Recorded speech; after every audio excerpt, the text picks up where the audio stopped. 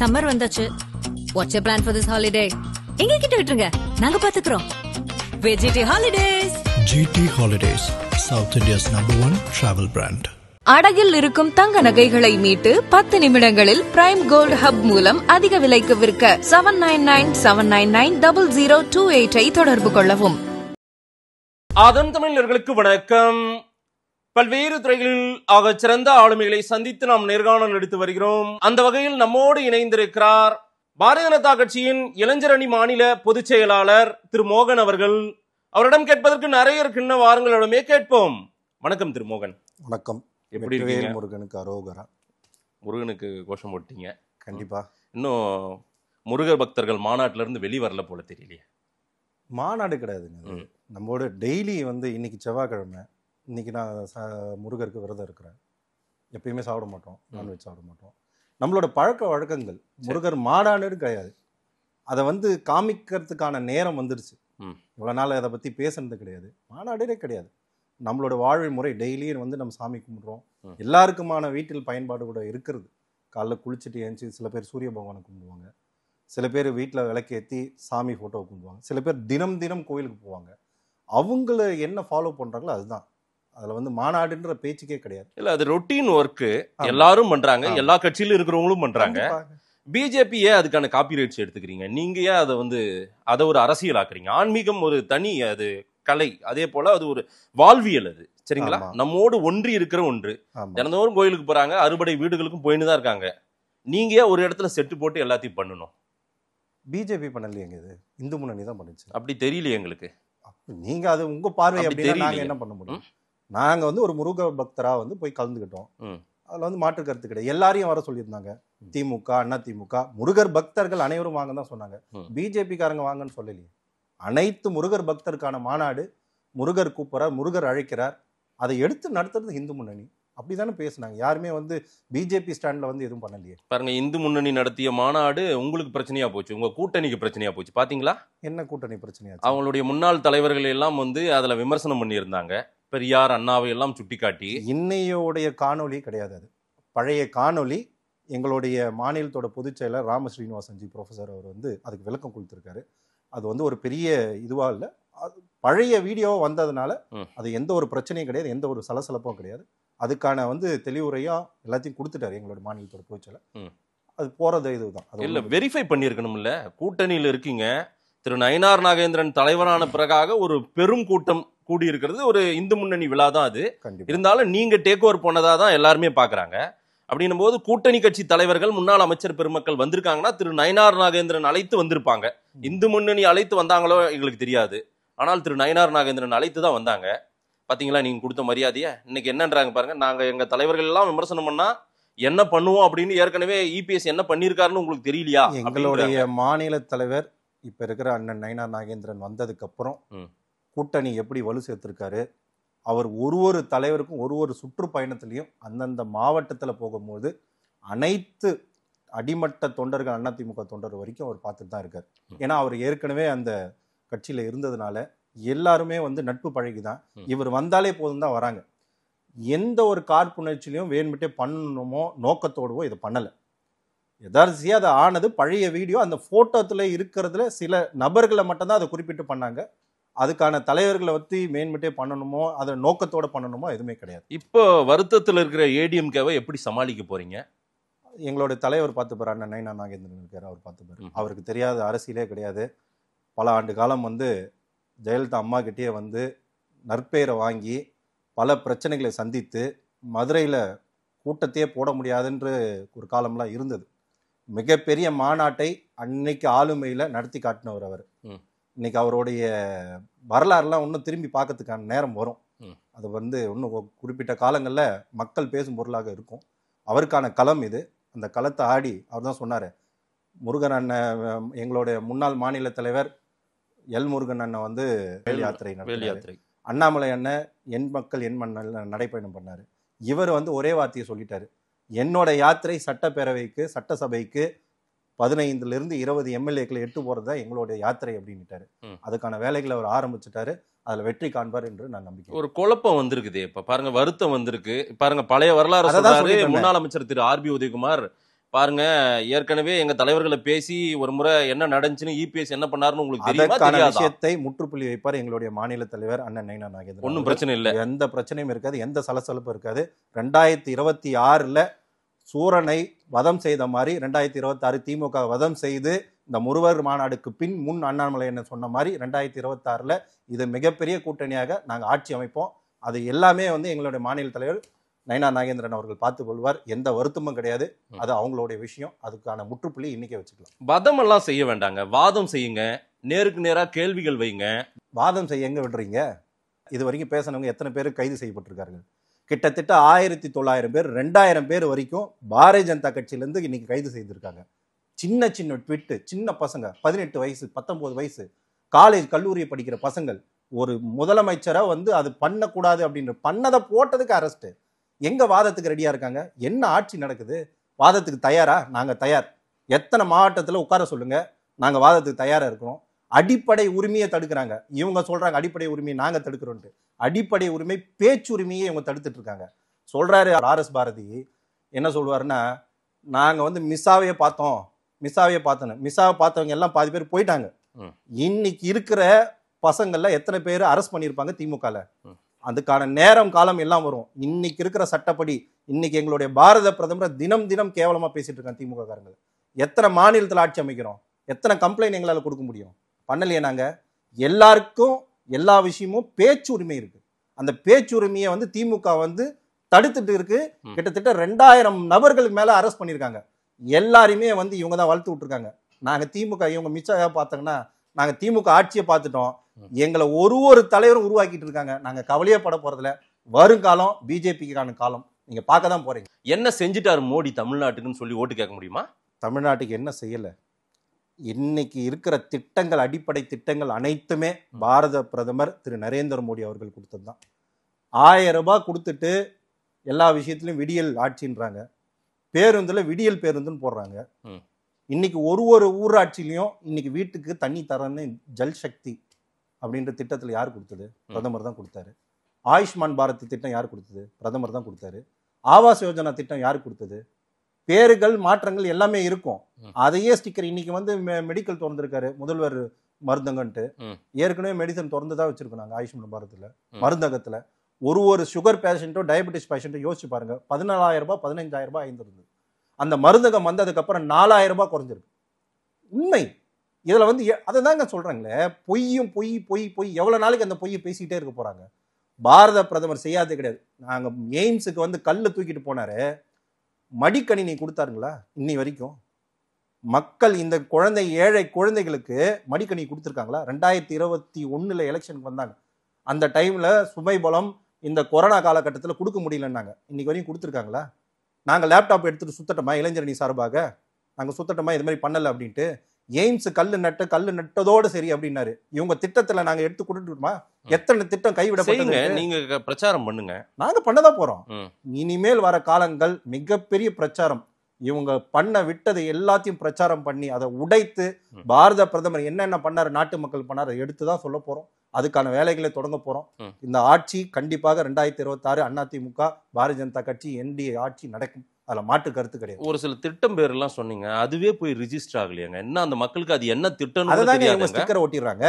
அந்த திட்டங்களே ஸ்டிக்கர் ஒட்டிடுறாங்களே. பாரத பிரதமர் போட்டோ போட்டு தான் போடணும் எல்லா திட்டத்தையும். இவங்க முதல்வர் போட்டோ மட்டும் தானே போடுறாங்க. இது சென்ட்ரல் கவர்மெண்ட் ஸ்கீமா இல்ல ஸ்டேட் கவர்மெண்ட் ஸ்கீமா? பணம் எங்க இருந்து வருது? அதெல்லாம் யாருமே சொல்றது. சிஎம் இப்போ ஒரு அறிக்கை கொடுத்தாரு ஒரு சில வாரங்களுக்கு முன்னாடி, நீங்க பார்க்கல? மத்திய அரசின் பல நிதிகள் வராமல் மத்திய அரசின் திட்டங்களுக்கே மாநில நிதியை தான் நாங்க போடுறோம் அப்படின்னு ஒரு டேட்டா கொடுத்தாரு. பார்க்கல நீங்க? அவங்க டேட்டா கொடுத்ததெல்லாம் பொய்ன்ட்டு நிதி அமைச்சர் எத்தனை வாட்டி சொல்லிருக்காங்க. சிஎம் பேசியிருக்காரு. சிஎம் பேசுனது இருக்கட்டுங்க. எங்களோட நிதி அமைச்சருக்கு இப்ப உட்கார சொல்லுங்க. நாளைக்கு அப்பாயின்மெண்ட் நான் வாங்கி தரேன். எங்களுடைய நிதி அமைச்சர் கிட்ட நாளைக்கு நான் அப்பாயின்மெண்ட் வாங்கி தரேன். சிஎம் வர சொல்லுங்க. நேரடி காணொலி நீங்க கூட வாங்க, பாத்துக்கலாம் எவ்வளவு நிதி இருக்குது. வெளிப்படையா பொதுவெளியில அவங்க பாதி விஷயங்க அப்படிதாங்க சொல்றாங்க. உலகளாவிய டெண்டர் சொன்னாங்க மெட்ரோக்கு, ஞாபகம் இருக்குங்களா? 2021 வேர்ல்டு வைடு நாங்க டெண்டர் கொடுத்தோம் அப்படின்னு. ஒரு 6 மாத காலம் முன்னாடி என்ன புலம்புனாங்க? பணம் தரல, மத்திய அரசு பணி தரல, பணம் தரல, மத்திய அரசு பணம் தரல. ஏன் புலம்புறீங்க? நீங்க தான் உலகளாவிய டெண்டர் வச்சிருக்கீங்க, உங்க பணத்தை எடுத்து போடுறேன்னு சொன்னீங்க. அப்புறம் ஏன் மத்திய அரசு கிட்ட கேக்குறீங்க? மத்திய அரசு பணம் தந்த வாசி தான் மெட்ரோ போகுது. அப்புறம் எப்படி அதுக்கு சும்மா அன்னைக்கு உடனே ஆட்சி அமைச்ச உடனே நாங்க தனி தமிழ்நாடுன்னா தனியா போயிட போதா? தமிழ்நாடோட இந்தியாவோட ஒற்றுமையான நாடு தமிழ்நாடு, அதுல ஒரு அங்கம். நம்ம தனித்துல எடுத்துட்டு போக முடியாது. மத்திய அரசாங்கம் அனைத்துக்கான மக்கள். தமிழ்நாட்டுக்கு ஒரு இது, கர்நாடகா ஒரு இது, கேரளாவுக்கு ஒரு இது, மகாராஷ்டிராவுக்கு ஒரு இது பண்ணல. இன்னும் சொல்ல போனா நம்மளுடைய பாரத பிரதமர் 90% வந்து இங்க இருக்கிற மக்களுக்கான விஷயங்களை செஞ்சு கொடுத்துட்டு தான் இருக்காரு. இதையும் தவிர்த்து பாரதத்துல இன்னைக்கு இந்தியாவில் இருக்கிற முதல் பிரதமர், எந்த நாட்டுக்கு போனாலும் தமிழை தூக்கி பிடித்த முதல் பிரதமர் நரேந்திர மோடி அவர்கள். ஆனா தமிழக மக்கள் இன்னமும் கொஞ்சம் மோடியை அந்நியப்பட்டு தானே பாக்குறாங்க. தினம் வந்து மோடி என்ன செஞ்சாரு, ஒரு செல்ஃப் ப்ரோபகண்டா வந்து கிரியேட் பண்ணி அவரோட பொய் விஷயத்தால் தான் கட்டமைத்து இது வச்சிருக்காங்க. மக்கள் நம்புறாங்கல்ல, மக்கள் நம்புற மாதிரி. ஆன்டி மோடி மைண்ட் செட் இங்க நிறைய இருக்கு. ஆன்டி மோடி மைண்ட் செட் இப்ப கிடையாதுங்க. இன்னைக்கு நாங்க தனித்து நின்று 11% வாக்கு வங்கி 11.5% வாக்கு வங்கி வாங்கியிருக்கோம். எதை வச்சு வாங்கணும்? இதே மோடி ஆட்சி, இதே இதுதான், இதே ஆட்சி தான். கிட்டத்தட்ட 11 ஆண்டு காலம் பார்லிமெண்ட் தேர்தல்னு போட்டாங்க மோகன். நீங்க சட்டமன்ற தேர்தலுக்கு உங்களுக்கு அப்படி போடுவாங்க. 4 எம்எல்ஏ ஜெயிச்சிருக்குமே நாங்க. அது அலைன்ஸோட, கூட்டணியோட. இந்த வாட்டி அலைன்ஸ் இருக்கு. அப்ப திமுக தனித்து நிக்க தயாரா? நாங்க தனித்து நிக்கிறோம். எந்த ஒரு கூட்டணி இல்லாம திமுக கூட சேர ஆள் இல்ல சார். அதுக்காக அதெல்லாம் கிடையாது. யார் சொன்னா அவங்களோட கூட்டணி இல்ல? இன்னைக்கு சொல்றாரு வந்து சேகர் பாபு அவர்கள் இந்த கூட்டணியில இது பேசிட்டாங்க, அதை பேசிட்டாங்கன்னு. வைகோ என்ன பேசினாரு? வீடியோ நான் தரட்டுமா? வைகோ என்ன பேசினாரு? ஸ்டாலின் அவர்களை பத்தி, தலைவர் முதல்வரை பத்தி என்ன பேசினாரு ஐயா?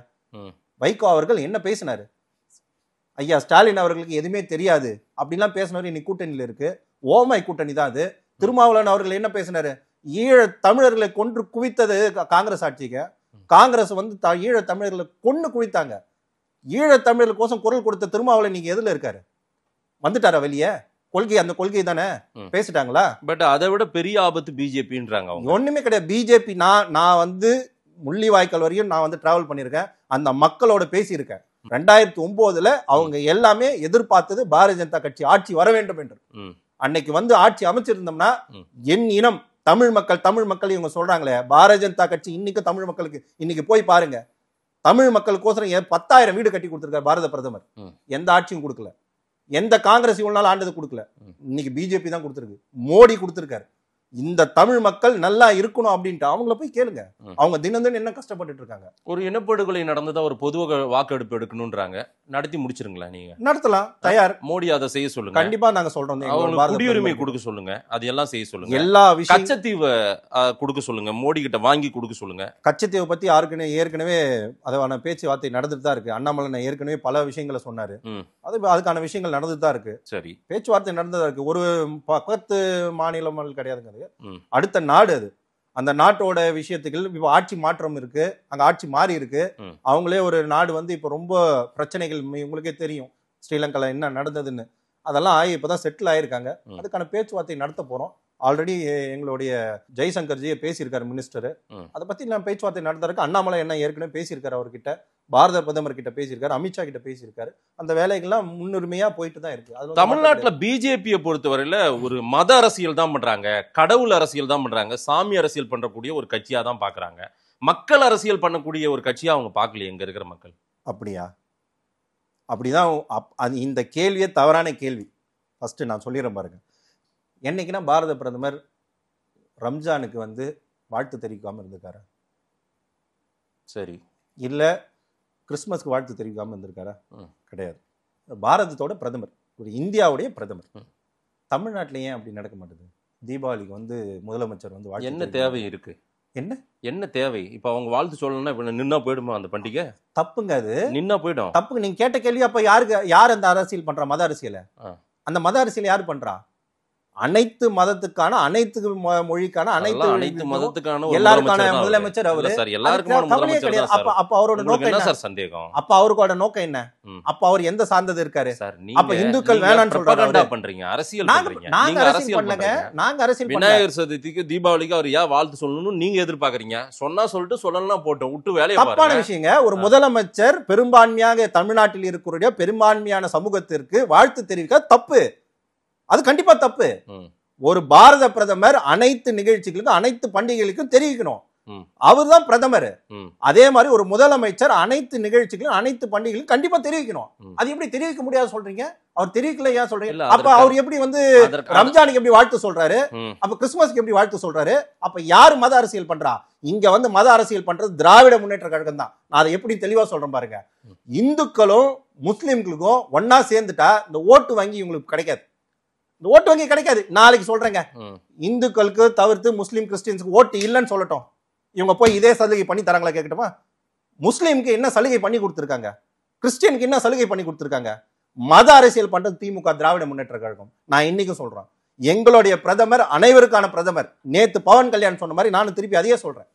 ஒரு முஸ்லீம் அந்த மதத்தை பின்பற்றலாம், ஒரு கிறிஸ்டின் அந்த மதத்தை பின்பற்றலாம். ஆனா ஒரு இந்து அந்த மதத்தை பின்பற்றினா அவன் வந்து மதவாதி. அது எப்படி சொல்ல முடியும்? இல்ல, எனக்கு வந்து என் கடவுள் ஃபர்ஸ்ட்ங்க. எனக்கு வந்து எந்த இந்துக்களையும் சொல்ல சார், பிஜேபி மட்டும் சொல்ற கிடையவே கிடையாது. இந்துக்கள்னாங்க எந்த பாருங்க, இந்துக்கள்னா பிஜேபி மட்டும் கிடையாதுங்க. எனக்கு என் ஃப்ரெண்ட் இருக்காங்க, ஒரு தனிப்பட்ட பிஜேபியோட நபர்களுக்கும் ஒரு முஸ்லீம் ஃப்ரெண்ட் இருப்பான், ஒரு கிறிஸ்டியன் ஃப்ரெண்ட் இருக்கான். இல்லையா? இல்ல அவங்க வீட்டுக்கு போலையா, அந்த நிகழ்ச்சிக்கு பண்ணலையா? எனக்கு என் ஃப்ரெண்ட் இருக்கான், 10-15 பேர் இருக்கார்கள், முஸ்லீம் ஃப்ரெண்ட்ஸ் இருக்காங்க. நான் அவங்க வீட்டுக்கு போலையா? யாரு பிரிக்கிறது, யார் விஷயத்த சொல்றது? மதத்தால நீங்க இந்த மாதிரி ஒரு மாநாடு நடத்துறீங்கன்னா அது ஆபத்துன்றாங்க. அததான் தவறான விஷயம். அதுதான் தவறான விஷயம். நான் மத அரசியலுக்கே போக கூடாது. முருகரை ஏற்கனவே எல்லாரும் புகழ் பாடுறாங்க சார், கொண்டாடுறாங்க. நீங்க என்ன தனியா அரசியல் பண்ணுகிறீங்கன்னு கேக்குறாங்க. நாங்க அரசியலே பண்ணலங்க. முருகரோட அததான் சொன்னேன், வாழ்வியல் முறையை வந்து மாற்றும் பொழுது அது தடுக்கிறதுக்கான விஷயங்கள் சில விஷயம் பண்ணிதான் ஆகணும். எங்களோட ஒற்றுமையை நாங்க காமிக்கிறாங்க. இந்து முன்னணி வந்து சாமி கும்பிடுங்க வாங்கன்னு கூப்பிடுறாங்க, அதுக்கான பிரசன்னம் பண்றாங்க, ரெடி பண்ணி கூப்பிடுறாங்க.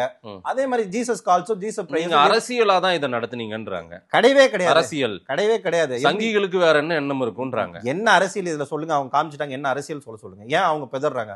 என்ன அரசியல்? ஏன் திமுக ஒரு 6 தீர்மானம் போட்டீங்கல்ல? திமுக இல்ல சார், திமுக வந்து சேகர்பாபு அண்ணன் சேகர்பாபு நடத்தினாரு. ஆமா, முருகர் மாநாடு. அன்னைக்கெல்லாம் வந்து இது தெரியலையா? அரசாங்க அறநிலையத்துறை நடத்தினா, அரசாங்க அறநிலையத்துறை நடத்தினா இப்ப இந்த முருகர் மாநாடு நடத்தக்கூடாதுன்னு என்னென்ன திட்டம் போட்டாங்க, எத்தனை பிரச்சனைகள் ஆச்சு, எத்தனை விஷயம். ஒரு அரசாங்கம் முருகர் மாநாடு நடத்துறாங்க, நீங்க ஒண்ணு நடத்துறீங்க. முருகரை அவங்களும் தான் கொண்டாடினாங்க, நீங்களும் தான் கொண்டாடுறீங்க. இதுல எப்படி அரசியல் சாயம் பூச பாக்குறீங்க? ஆனா நாங்க நடத்துறது ஒரு உணர்வுபூர்வமான ஒரு மாநாடு, நீங்க நடத்துறது அரசியல் மாநாடுன்றாரு. அரசியல் மாநாடுனா ஒரு அரசியல் கூட்டத்தை கூப்பிடுறதுக்கு எந்த கட்சியா இருந்தாலும் என்ன பண்ணும்? பவன் கல்யாணுக்கு இங்க என்ன வேலைன்றாங்க. சேகர்பாபு சொல்றாரு, அவருக்கும் தமிழ்நாட்டுக்கு என்ன சம்பந்தம்? இங்கேயா கூப்பிட்டு வரீங்க அவரை? அண்ணன் சேகர்பாபு அவர்கள் 365 நாட்கள்ல ஒரு குறைந்தபட்சம் ஒரு 280-290 நாட்கள் எல்லா நாளும் கோயிலுக்கு போறவர். சரி, என்ன தமிழ்நாட்டு கோயில் மட்டும் தான் போறாரா? கேரளாக்கு சபரிமலைக்கு போலையா? திருப்பதிக்கு போலையா? ஏன் போக மாட்டேன்? ஏன் அது மட்டும்? அடுத்தது இப்ப கேட்டீங்க பாருங்க, மதவால பிளவுபடுத்தி மதத்தால பிளவுபடுத்திருக்காங்க. இன்னைக்கு சாமி எங்களுக்கு எல்லாமே சாமிங்க. ஒரு கல்லை கும்பிடுவான், மஞ்சள் வச்சு கல்லு கும்பிடுவான் சாமின்ட்டு. ஒரு மரத்தை, வேப்ப மரத்துல மாலையை போட்டு வேப்ப மரத்தை சாமி கும்பிடுவான். எங்களுக்கு வந்து இந்தோனேஷியால இருந்தாலும் முருகர் தான், மலேசியால இருந்தா முருகர் தான், எங்க இருந்தாலும் சாமி தான் எங்களுக்கு. வடநாட்டுல ஒரு சாமி, தமிழ்நாட்டுல ஒரு சாமி, ஆந்திரால ஒரு சாமின்னு கிடையாது. அவர் முருகர் பக்தர், முருகக்கான பக்தர், அவர் கூப்பிட்டோம். இவர் எப்படி வந்து எங்க வந்து தமிழ்நாட்டுல ஏதோ இந்துக்களுக்கு ஆபத்து மாதிரியும் இந்துக்களால சுதந்திரமா கடவுளை வணங்க கூட முடியாத நிலையில இருப்பது போல அவர் பேசிட்டு போறாரு. சில இடங்கள் அப்படிதானே இருக்கு, சில பிரச்சனைகள் அப்படிதானே இருக்கு. சாமியை வணங்குறதுக்கெல்லாம் எங்கேயும் பிரச்சனை இல்லை தமிழ்நாட்டுல. சில இடங்கள் நான் இன்னைக்கு சொல்றேன், எல்லா கோயிலுக்கும் எல்லாரும் போலாம். எந்த கோயில்ல உங்களை உள்ள விடல சொல்லுங்க, கூட்டு போலான்றாரு அவரு சேகர்பாபு. வாங்க, எங்க உங்களை உள்ள விடல, எங்க நீங்க எந்த இடத்துல நீங்க வந்து பூஜை புனஸ்காரம் பண்ண தடுக்கிறாங்க, யார் தடுத்தது அப்படின்றாரு. ஆகம விதிப்படி எல்லா இடத்துலயும் எல்லா கோயிலும் நடக்குதா? எங்களோட மதத்துல ஆகம விதிப்படி எல்லா விஷயங்கள் எல்லா கோயிலும் நடக்குதா? நாங்க ஒன்றும் இன்னைக்கு வந்து ஹைகோர்ட்ல போயிட்டு வாங்கி எல்லாத்தையும் பெட்டிஷன் போட்டு கேஸ் நடத்தி வெற்றி பெற்று தான் சில இடத்துலாம் நடத்துறோம். இன்னைக்கு அப்படிதான் நடந்துட்டு இருக்கு. அதே மாதிரி பாத்தீங்கன்னா இன்னைக்கு வந்து கோவில்களுக்குன்ட்டு ஆகம விதிப்படி கும்பாபிஷேகம் நடக்குது. இது யாரும் கிரெடிட் எடுத்துக்க வேண்டிய அவசியமே கிடையாது. 12 ஆண்டுக்கு ஒரு முறை கும்பாபிஷேகம் பண்ணி தான் ஆகணும். நாங்கள் இத்தனை கோயிலுக்கு வந்து நான் பண்ணிட்டேன்று அறநிலைத்துறை அமைச்சர் சொல்றாரு. அதெல்லாம் வந்து அவர் இல்லைனாலும் அது நடக்கும், அவர் இல்லைனாலும் அது நடக்கும். போன அதே மாதிரி அறநிலை ஆட்சிகள்ல இருந்ததை விட இப்ப அதிகமா பண்ணிருக்காரு திரு சேகர்பாபு. 12 ஆண்டு வந்தாதாங்க பண்ண முடியும், வருஷம் பண்ண முடியாது. ஆட்சி மாறதுனால பண்ண முடியாது. ஒரு கோவிலுக்கு வந்து ஒரு பெரிய டேட்டாவே சொல்றாரு சார். தெப்ப குளங்கள் எவ்வளவு உருவாயிருக்குது, ஒரே விஷயங்க. முருகர் கோயில்கள் எவ்வளவு வந்து குடமுழுக்கு செய்யப்பட்டிருக்கிறது, அதே போல திருப்பணிகள் எந்தெந்த கோயிலுக்கு நடந்திருக்கு, எத்தனாயிரம் கோடி செலவு பண்ணிருக்குன்னு ஒரு டேட்டா சொல்றாரு அவரு. சரி, டேட்டா சொல்றாருல்ல, அறநிலைத்துறை சார்பாக எந்தெந்த கோவில்ல எந்தெந்த வருமானம் வருதோ அந்தந்த கோயில தான் செலவு பண்றேன் வெள்ளை அறிக்கை தயாரா? இதெல்லாம் உங்களுக்கு எதுக்கு? ஆமாங்க, உங்களுக்கு எதுக்கு? அதெல்லாம் அறநிலைத்துறை அரசியல் பண்றீங்க. அறநிலைத்துறை பண்ணாதனால தான் நாங்க கேக்குறோம். அறநிலைத்துறைக்கு வந்து சொத்து வந்து அறநிலைத்துறை வந்து அரசாங்கம் கொடுக்கல, என் பாட்ட முப்பாட்ட அந்த கோவிலுக்கு கொடுத்தான். அந்த கோவிலுக்கு ஏன் கொடுத்தான் சார்? கோவிலுக்கு ஏன் கோவிலுக்கு கொடுத்தான்? அந்த பூஜை பண்றதுக்கும் அதுதான் நடக்குது. அந்த உண்மையே இல்லையே, அந்த உண்மை தன்மையே இல்லையே. இன்னைக்கு அந்த பணத்தை வந்து எடுத்து ஆட்சியாளர்கள் இனி பயன்படுத்துறாங்க. அது வெள்ளை அறிக்கை கொடுக்க சொல்லுங்க. அந்த கோயிலுக்கான வைப்பு நிதி அந்த கோயில தான் இருக்குன்னு சொல்லுங்க பாப்போம். வெள்ளை அறிக்கை கொடுக்க சொல்லுங்க, நாங்க தயாருங்க. எந்த கோவில எந்த சொத்து இன்னைக்கு இருக்கு? பார்த்தசாரதி கோயில் இங்க இருக்கு, அந்த கோயிலை சுற்றி உள்ள நிலங்கள் அனைத்தும் வந்து பாதுகாக்கப்பட்டு உள்ளதா? அனைத்துக்கும் வரி வசூல் கரெக்டா பண்றாங்களா? இன்னைக்கு அங்க ஒரு ஸ்கொயர் ஃபீட் என்ன ரேட் இன்னைக்கு ட்ரிபிளிகேன்ல அந்த வரி தான் வாங்குறாங்களா? எவ்வளவு நிலுவைத் தொகை இருக்கு? வெள்ளை அறிக்கை கொடுக்க சொல்லுங்க. எது மாதிரி ஒரு கோயிலுக்கும் கொடுக்க சொல்லுங்க. திருச்செந்தூர்ல மயக்கடிச்சு விழுந்துட்டாங்க, நான் செத்தா போயிட்டாங்க, கோவில்னா அப்படிதான் இருந்து கேட்டவர் அவரு அண்ணன் சேகர்பாபு அண்ணா அவருக்கு. திருப்பதி போய் பாரு, 3 மணி நேரம் நிற்கிறார். திருப்பதியில போய் பாருங்க, 3 மணி நேரம் நின்னாலும் ஷெல்டர் போட்டு ரூம்குள்ள உட்கார வச்சிருக்கான், ஏசி போட்டிருக்காங்க. பக்தர்களுக்கு என்ன தேவையோ அது பயன்பாட்டில் இருக்கு. ஒரு உணவாகட்டும், இதுவாகட்டும், பிரசாதமாகட்டும், எல்லாத்தையும் கொடுத்துட்டு இருக்காங்க. எத்தனை கோயில்ல நெய்வேதி கொடுக்குறாங்க, எத்தனை கோயில்ல பிரசாதம் கொடுக்குறாங்க. நம்ம ஊர்லயே அதெல்லாம் நடக்குது. எங்க நடக்குது? நீங்க வாங்க திருச்செந்தூருக்கு போவோம், வாங்க என்ன நடக்குது பார்க்கலாம். எந்த கோயில்ல நடக்குது பார்க்கலாம், வாங்க பழனியில வாங்க போய் பார்ப்போம்.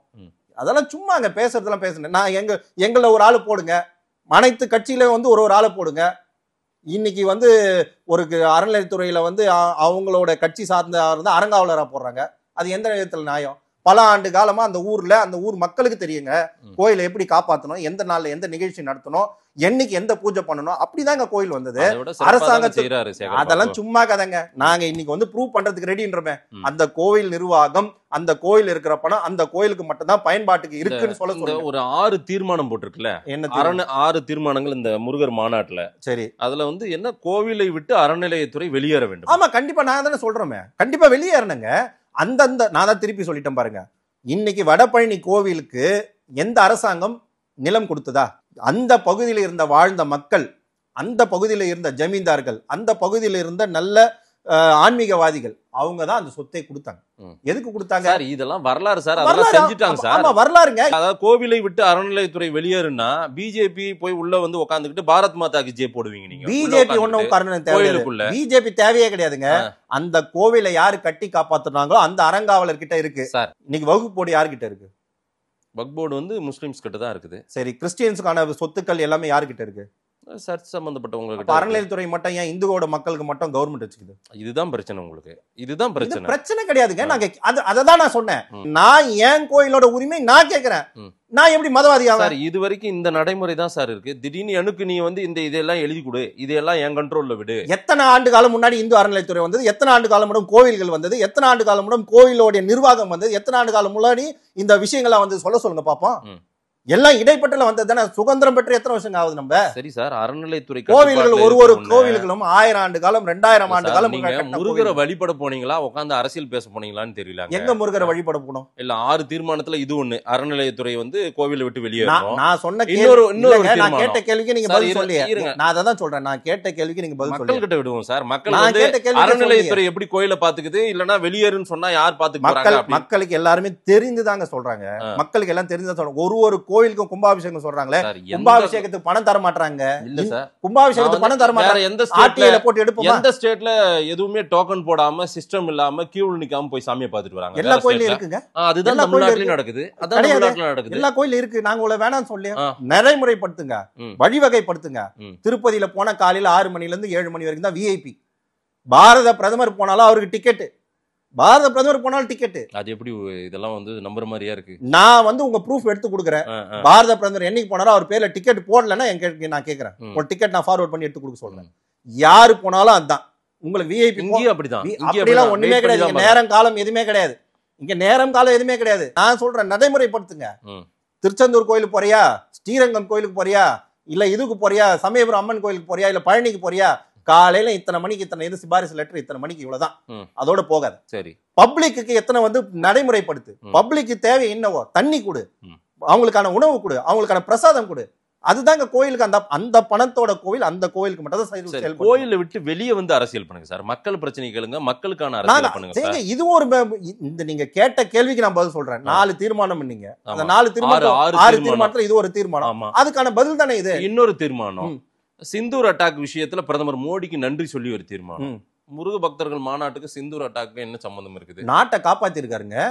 நாட்டு மக்களை, அதான் சொன்னேன், நாட்டு மக்களை நீ எந்த மதம் சொல்லி சுட்டா இருக்காங்க, அந்த சுட்ட மக்களுக்கு மோடி கிட்ட போய் சொல்லுன்னு சொல்லியிருக்கா. அதுக்கு பதில் தர வேண்டிய நடவடிக்கையாக இந்திய மக்களை காப்பாற்றுவதற்காக படை எடுத்து அடிச்சு நொறுக்கி இருக்காரு. எந்த பிரதமரும் இல்ல. இவ்வளவு பெரிய மக்கள் நன்றி தெரிவிக்க தப்பு கிடையாது. ரொம்ப முக்கியமான ஒரு கேள்வி. திரு நயினார் நாகேந்திரன் புதிய தலைவர், அண்ணாமலை முன்னாள் தலைவர், எப்படி இருக்கு ரெண்டு பேருக்குமான ரேப்போ? ஏதோ முட்டல் முனங்கள் இருக்கு, அவங்க 2 பேருக்குள்ள பிரச்சனை இருக்கு, ஒட்டல் இன்னும் ஜெல் ஆகல 2 பேரும். அப்படி அதாவது அண்ணாமலை அண்ணன் தெளிவாக அண்ணன் நயினார் நாகேந்திரன் அவர்கள் விட்டு கொடுத்துருக்காங்க. எல்லா விஷயங்களும் இன்னைக்கு செஞ்சிருக்காங்க. 2 பேருமே அதுக்கான வேலைகளை பண்ணிட்டு தான் இருக்காங்க. அதுக்கான விஷயங்களை பேசிட்டு தான் இருக்காங்க.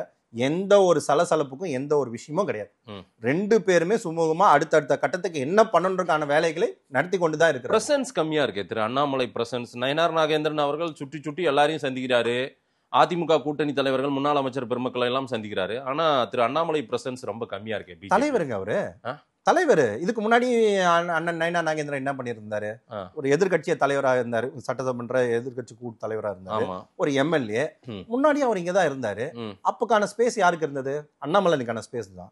தலைவர் யார் தலைவரோ அவங்க தான் சுற்றுப்பயணம் பண்ண முடியும். சரி, அந்த விஷயங்களை இப்ப அண்ணன் நயினார் நாகேந்திரன் அவர்கள் இல்ல 2 பேரும் சேர்ந்து ஒரு பயணத்தை நம்ம அதிகமா பார்க்க முடியல. நயினார் நாகேந்திரனும் இல்லங்க, தலைவர் வேலை தலைவர் தாங்க செய்ய முடியும். ஸ்டாலின் செய்யற வேலையை துரைமுருகன் எல்லா இடத்துலயும் போயிட்டு சுற்றுப்பயணம் பண்ண முடியுமா? கிடையாது. முதலமைச்சருக்கான வேலையை முதலமைச்சர் செய்யணும். இல்ல அண்ணன் உதயநிதி போயிட்டு எல்லாத்தையும் மீட்டிங்ல நடத்தலாம். மத்தவங்க யாரும் பண்ண முடியுமா? துணை முதல்வர் பட்ல. அது மாதிரி மாநிலத்தோட தலைவர் அண்ணன் நயினார் நாகேந்திரன் அவருக்கான வேலைகளை சுற்றுப்பயணமாகட்டும், மீட்டிங் ஆகட்டும், இதுவாகட்டும் அவர் தலைமையில் தான் நடக்குது. சரி, அதுக்கான வேலையை அவர் பண்ணிட்டு இருக்காரு. நேற்று மற்ற நிகழ்ச்சிக்கு எல்லாத்தையும் கலந்து கொண்டு தான் இருக்காரு. ஆபரேஷன் சிந்தூர் எல்லா இடத்துலயும் நடந்தது. அந்த இடத்துல தேசிய கொடி ஏற்றி அண்ணாமலை வந்தாரு, நயினார் நாகேந்திரன் வந்தாரு. திருப்பூர் ஆகட்டும், கிருஷ்ணகிரி ஆகட்டும், பல மாவட்டத்து, கோயம்புத்தூர் ஆகட்டும், எல்லாத்தையுமே 2 பேரும் தான் இருந்தாங்க. எந்த விஷயங்களை கலந்துக்கணுமோ அந்த விஷயத்துல கலந்துருக்காரு. அதுதானே கண்டி அவர் வரல. அவர் அந்த மாதிரி விஷயம்ன்ற ஒண்ணுமே கிடையாது. அதை தாங்க திருப்பி திருப்பி சொல்றோம். இங்க பாரதிய ஜனதா கட்சியில மட்டும்தான் அந்த கொள்கை அடிப்படையில ஒரு மாநில தலைவராக 3 ஆண்டு காலம், அதிகபட்சம் 6 ஆண்டு காலம் இருக்க முடியும். இது ஜனநாயக கட்சி. இங்க மன்னர் ஆட்சியோ அதெல்லாம் கிடையாது. பையனுக்கு அடுத்தது அவரோட மகனுக்கு அடுத்தது பேரனுக்கு அப்புறம் கொள்ளு பேரன்லாம் இங்க ஆட்சியெல்லாம் அமைக்க முடியாது. பாரத பிரதமர் நரேந்திர மோடி அவர் காலம் முடிஞ்சதுக்கு அப்புறம் போய் தான் ஆகணும். ஆட்சியில இருக்கிற ஆட்சி அமைப்பாளர் தொடர்ந்து 20 ஆண்டு காலம் சிவராஜ் சௌகான் இருந்தார் மத்திய பிரதேசல. இன்னைக்கு அவர் சென்ட்ரல் மினிஸ்டர். முதலமைச்சரை திருப்பி கொடுக்கலையே. எங்களோட இது அதுதாங்க. எங்கள் தாங்க ஜனநாயக கட்சி. மற்றவங்க எல்லாம் வாரிசு அரசியலையும் வாரிசு கட்சி நடத்திட்டு இருக்காங்க. இளைஞர் அணி, நீங்க இளைஞர் அணியில பொதுச் செயலாளரா இருக்கீங்க. பிஜேபியை பொறுத்தவரை இளைஞர்கள் கூட்டம்ன்றது பெரிய வசீகரம் திரு அண்ணாமலைக்கு இருந்தது. அது எல்லாருமே அதை நோக்கி தான் சொல்லிட்டு இருந்தாங்க. இப்ப அண்ணாமலை மாற்றம், திரு நயினார் நாகேந்திரன் வந்திருக்காங்க. அந்த இளைஞர் கூட்டம் திரு நயினார் நாகேந்திரனையும் ஈர்த்து அவர் பின்னாடி அணிவகுப்பாங்களா?